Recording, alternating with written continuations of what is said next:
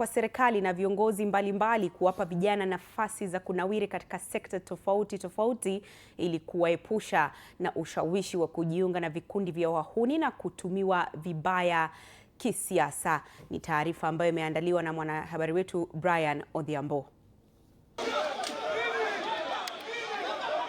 Suala la matumizi ya vijana katika ghasia na vurugu limeendelea kuzua mjadala mkubwa nchini, huku wanasiasa wa mirengo tofauti wakinyoosheana vidole vya lawama. Katika kaunti ya Homa Bay, hali hiyo imeshuhudiwa katika mikutano kadhaa ya kisiasa, huku baadhi ya matukio yakisababisha majeraha na hata vifo. Katika eneo bunge la Rangwe, mbunge wa eneo hilo Daktari Lilian Gogo amekutana na zaidi ya vijana 1000 kujadili njia ya kudumu ya kuwawezesha vijana na kuwaondoa kwenye janga la kutumiwa vibaya. We have lately seen a rise of goonism in this country, and we are trying to suppress that in Rangwe sub-county by engaging our young people in the way that we can. They don't do this really for money.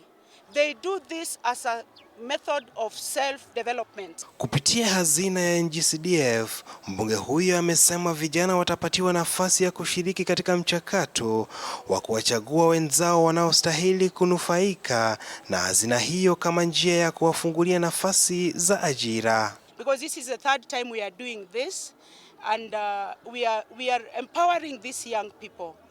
And for the third time now running, I didn't have to be there. They started the process themselves. They know what to do.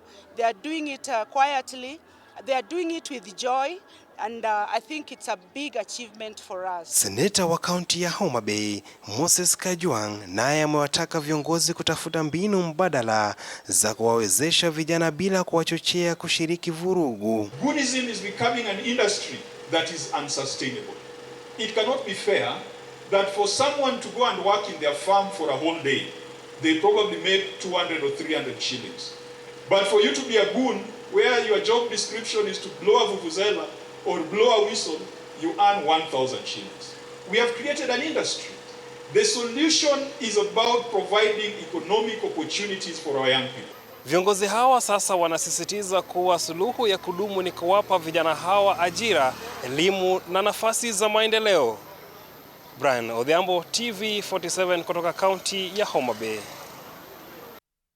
Na mwanasheria